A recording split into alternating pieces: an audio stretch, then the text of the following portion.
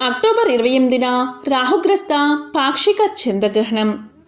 ఈరోజు అన్ని రాశుల వారు ఈ గ్రహణం వల్ల ఏర్పడే దోషాలు తొలగించుకోవాలి అంటే పెద్ద పెద్ద పరిహారాలు దానాలు చేయకపోయినా పర్వాలేదు. గోవుకు ఈ ఒక్కటి తినిపిస్తే చాలు. అటువంటి దోషాలు, గ్రహణ దోషాలు తొలగిపోతాయి.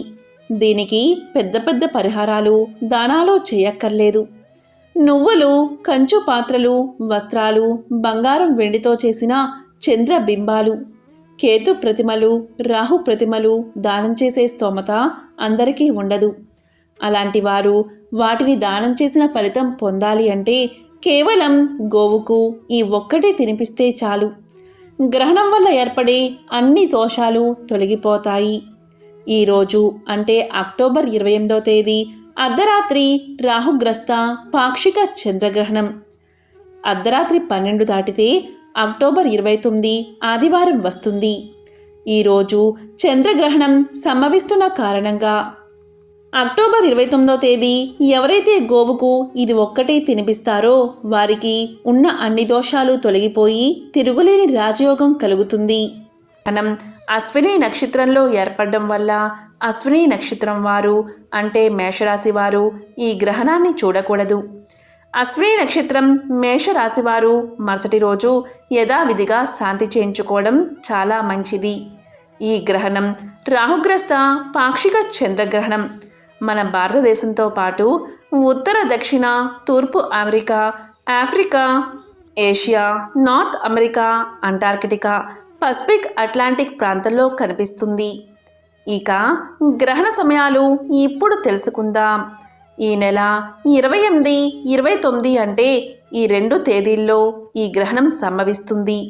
ఇక గ్రహణ సమయాలు చూస్తే ఫస్ట్ కాంటాక్ట్ విత్ పెనుంబ్రా వచ్చేసి అక్టోబర్ 28వ తేదీ రాత్రి 11:32 గ్రహణ స్పర్శకాలం వచ్చేసి అక్టోబర్ 29 అర్ధరాత్రి అంటే 1:05 AM. ఇది అక్టోబర్ 29వ తేదీలోకి వస్తుంది. ఇక గ్రహణ మధ్యకాలం వచ్చేసి అక్టోబర్ 29వ తేదీ 1:44 AM. ఇక గ్రహణ మోక్షకాలం అక్టోబర్ 29వ తేదీ 2:22 AM. ఇక ఆద్యంత పుణ్యకాలం వచ్చేసి 1:17. ఇక లాస్ట్ కాంటాక్ట్ విత్ ద పెనుంబ్రా వచ్చేసి అక్టోబర్ 29వ తేదీ 3:55 AM. అక్టోబర్ 28వ తేదీ మధ్యాహ్నం 2:45 నుంచి గ్రహణ నియమాలు పాటించాలి. ఇక చిన్నపిల్లలు, రోగగ్రస్తులు, గర్భిణులు, శక్తి లేని వారు అక్టోబర్ 28వ తేదీ రాత్రి 8:45 నుండి గ్రహణ నియమాలు పాటిస్తే సరిపోతుంది. గ్రహణ స్పర్శకాలం మొదలు పశువులు, పక్షులతో సహా సమస్త జీవకోటికి సోతకం కలుగుతుందని, ఆ సమయంలో ప్రతి జలము గంగాజలంతో సమానమని భావించి శిష్టాచార సంపన్నులు, ధార్మికులు గ్రహణ స్పర్శను చూసిన వెంటనే పట్టు స్నానం చేస్తారు. అలాగే గ్రహణ మోక్షకాలం అనంతరం విడుపు స్నానం చేస్తారు. మధ్యాహ్నం భోజనాదులు యథావిధిగా ఆచరించడం మంచిది. అంతేకాదు అక్టోబర్ 29వ తేదీ ఆదివారం గ్రహణ శూలం కాబట్టి ఆ రోజు ప్రయాణాలు చేయకూడదు. ఈ గ్రహణం రాత్రి సంభవిస్తుంది కాబట్టి మధ్యాహ్నం ఆరాధనలు పూర్తి చేసుకుని సాయంకాలం ఆలయాలు మూసివేయాలి. మరుసటి రోజు ఉదయం సంప్రోక్షణలు, ఆరాధనలు జరుపుకోవాలి. ఈరోజు రాత్రి భోజనం చేయకూడదు. రోగగ్రస్తులకు, చిన్న పిల్లలకు, గర్భిణీలకు, పిల్లలకు వెసులుబాటు ఉంది. గ్రహణ సమయంలో విషకిరణాల ప్రభావం వల్ల మానవుడి ఆరోగ్యంపై భవిష్యత్తులో తీవ్ర ఇబ్బందులు ఎదుర్కోవాల్సి వస్తుంది. అందుకే మన మహర్షులు గ్రహ నియమాలు సూచించారు. ముఖ్యంగా గర్భవతులు ఎవరైనా సరే గ్రహణాన్ని ప్రత్యక్షంగా చూడకూడదు. గర్భిణులు మనసును ప్రశాంతంగా పెట్టుకుని ఆధ్యాత్మిక చింతనతో ఉంటే చాలా మంచిది. గ్రహణ ప్రారంభానికి ముందే మలమూత్ర విసర్జన చేయాలి. గ్రహణ సమయంలో ఇబ్బందులు రాకుండా ఉంటాయి. గ్రహణ ప్రారంభానికి ముందే కాలకృత్యాలు తీర్చుకోగలిగితే ఉత్తమం. ఇక ప్రతి ఒక్కరూ కూడా ఈ గ్రహణ సమయంలో ఇష్టదేవతా మంత్రాలను జపం చేయాలి. గ్రహణ కాలమందు నూతన మంత్రం విశేష ఫలితాన్ని, ఇష్టదేవతా మంత్రాలు, గాయత్రి మంత్రాన్ని జపించాలి. ఇక గ్రహణ పట్టు స్నానం, విడుపు స్నానాన్ని చేయాలి. గ్రహణ సమయంలో సర్వజలాలు గంగాజలంతో సమానం, సర్వద్విజులు వ్యాస భగవానులతో సమానం, సర్వదానాలు భూదానంతో సమానం. అంటే ఈ గ్రహణ సమయంలో ఒక చిన్న పండు దానం చేసినా అది భూదానంతో సమానమవుతుంది. గ్రహణ సమయంలో ఎవరైనా సరే మలమూత్ర విసర్జన చేస్తే మైథునం చేసిన ఫలితం కలుగుతుంది. గ్రహణ సమయంలో భోంచేసిన వారు నరకానికి పోతారని శాస్త్రాలు చెబుతున్నాయి. ఇక గ్రహణ సమయంలో నిల్వ ఉంచిన ఆహార పదార్థాలపై దర్బలు వేయాలి. చిన్నపిల్లలు, వృద్ధులు, శక్తి లేనివారు, గర్భిణులు వీరికి వెసులుబాటు ఉంది. ఇక గర్భిణీ స్త్రీలు పాక్షిక చంద్రగ్రహణం కారణంగా ప్రత్యేక జాగ్రత్తలు తీసుకోవాలి. ఇది అర్ధరాత్రి సంభవిస్తున్న పాక్షిక చంద్రగ్రహణం. ఈ కారణంగా ఆ సమయంలో అస్సలు కదలకూడదు. అందరూ పడుకుని ఉంటారు కాబట్టి ఎటువంటి ఇబ్బంది ఉండదు. గ్రహణానికి ముందే కాలకృత్యాలు తీర్చుకుని గ్రహణం అయ్యే వరకు ఒకచోట పడుకుని ఉండడం చాలా మంచిది. గ్రహణ సమయంలో అధికంగా కదలడం వంటివి చేయకూడదు. దీనివల్ల పుట్టే బిడ్డకు గ్రహణ ప్రభావం వల్ల భవిష్యత్తులో ఇబ్బందులు ఎదురయ్యే అవకాశం ఉంటుంది. కాబట్టి గ్రహణ సమయంలో వంటలు చేయడం, కదలడం చేయకూడదు. ఒకచోట కూర్చుని ఇష్టదేవతా నామం జపం చేస్తూ పడుకోవడం మంచిది. ఇక గర్భిణీ స్త్రీలు ఉన్న ఇంట్లో ప్రతి ఒక్కరూ కూడా గ్రహణ సమయానికి 1 గంట ముందే రావి ఆకులను గుమ్మానికి తోరణంలా కట్టాలి. రావి చెట్టును ముట్టుకోకుండా రావి ఆకులను లేదా కొమ్మలను తెచ్చుకుని మీ ఇంట్లో గుమ్మానికి రావి ఆకులను తోరణంలా కట్టుకుంటే ఆ ఇంటిపై గ్రహణ సమయంలో వెలువడే విషకిరణాలు ఆ ఇంటిపై తగలకుండా మన ఇంటిని రావి ఆకులు రక్షిస్తాయి. ముఖ్యంగా గర్భిణీ స్త్రీలు ఉన్న ఇంట్లో మాత్రం ఎన్ని గుమ్మాలు ఉంటే అన్ని గుమ్మాలకు, కిటికీలకు రావి ఆకులను తోరణంలా కట్టుకోవడం మాత్రం మర్చిపోకూడదు. చంద్రగ్రహణ సమయంలో రావి చెట్టు ఆకులు లేదా చిన్న చిన్న కొమ్మలు ఉన్న 11 తీసుకుని మీ ఇంట్లో ఎన్ని గుమ్మాలు ఉంటే అన్ని గుమ్మాలకు ఇలా కడితే చాలు. గ్రహణ సమయంలో వెలువడే విషకిరణాలు మీ ఇంటిపై ప్రభావాన్ని చూపవు.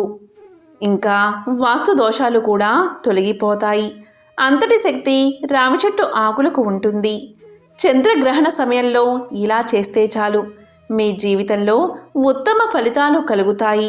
ఎవరైతే శక్తివంతమైన చంద్రగ్రహణ సమయంలో రావి చెట్టు ఆకులను తోరణంగా ఇంటి గుమ్మాలకు కడతారో వారి ఇంట్లో వారికి అద్భుత శక్తులు కలుగుతాయి. దేన్నైనా సాధించే ధైర్యం, అదృష్టం కలుగుతాయి. అలాంటి ఇల్లు సిరి సంపదలతో తులతూగుతుంది.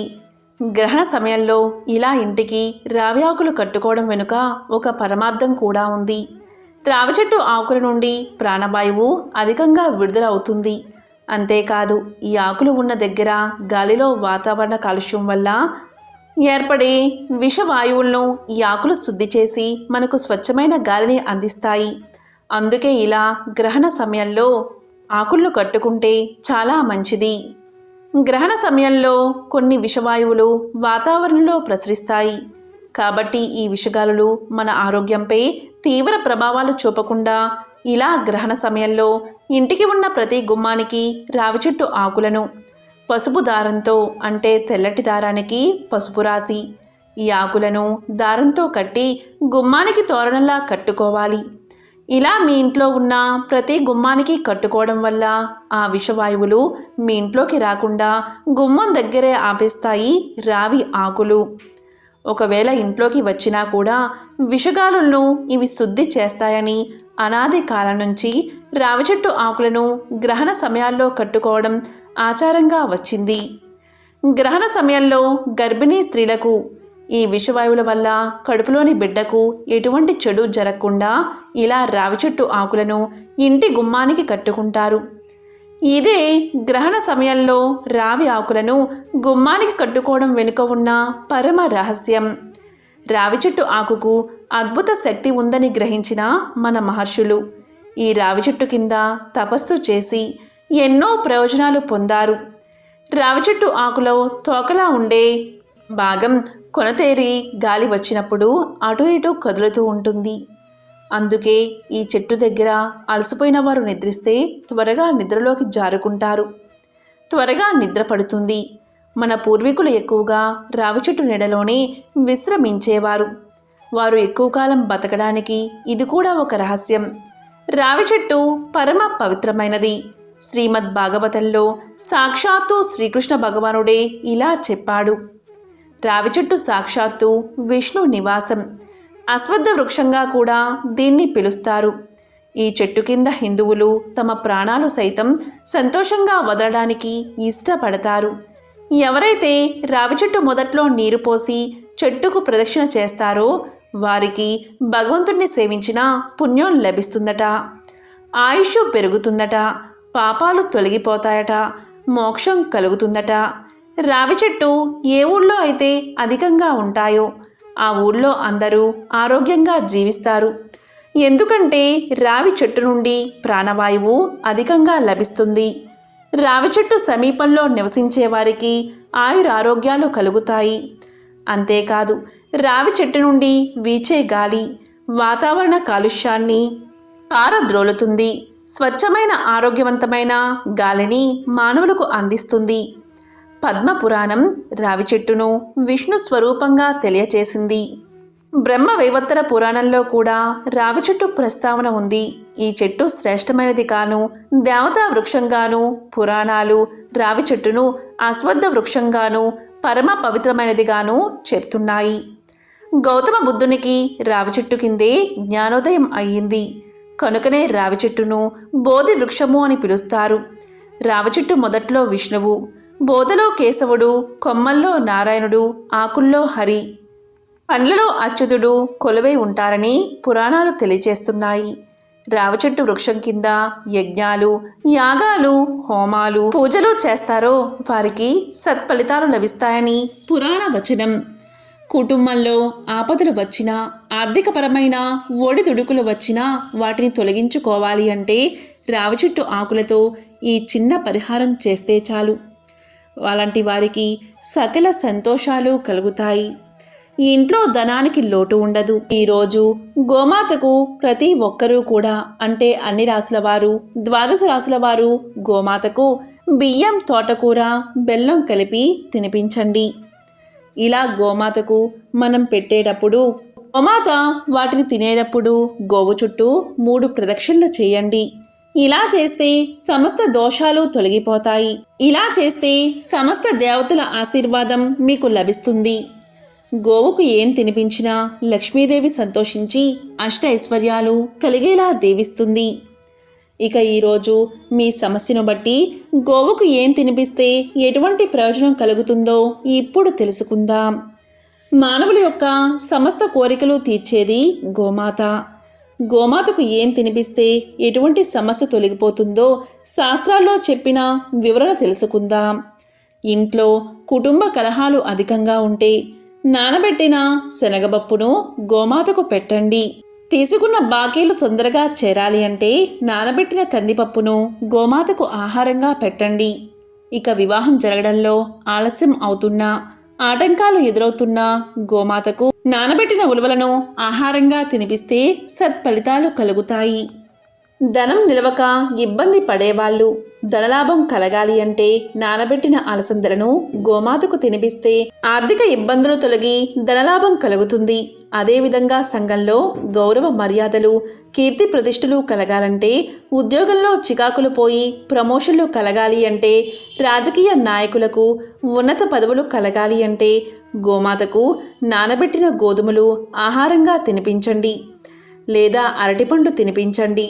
ఇక శత్రు బాధలు పోయి మానసిక ప్రశాంతత కలగాలి అంటే దోసకాయను గోమాతకు ఆహారంగా తినిపించండి. ఇలా చేస్తే బాధలు తొలగిపోతాయి. ఇక అనంత సంపద, ఐశ్వర్యం కలగాలి అంటే గోమాతకు పాలకూర, బీట్రూట్ని ఆహారంగా తినిపిస్తే చాలు. ఇక వ్యాపారం అభివృద్ధిలోకి రావాలి అంటే, లాభాలు రావాలి అంటే గోమాతకు క్యారెట్లను ఆహారంగా తినిపిస్తే చాలు. ఇక దిష్టి, నరఘోష, నరపీడ తొలగిపోవాలి అంటే గోమాతకు ఉడికించిన బంగాళదుంపలను ఆహారంగా తినిపించండి. ఇక నిరుద్యోగులకు ఉద్యోగం రావాలి అన్నా, పోటీ పరీక్షల్లో విజయం సాధించాలి అన్నా, మంచి జ్ఞాపక శక్తి, చదువుల్లో రాణించాలి అన్నా గోమాతకు నానబెట్టిన పెసలు తినిపించండి. అదేవిధంగా ఇంట్లో దరిద్రం తాండవిస్తూ ఉంటే, దరిద్రం పోయి సంపదలు కలగాలి అంటే గోమాతకు తోటకూర, బెల్లం రెండింటినీ కలిపి తినిపించండి. మీకు జీవనోపాధి లభించాలి అన్నా, మీరు చేస్తున్న వృత్తిలో నిలకడ కలగాలి అన్నా గోమాతకు నానబెట్టిన ఉలవలను ఆహారంగా తినిపించండి.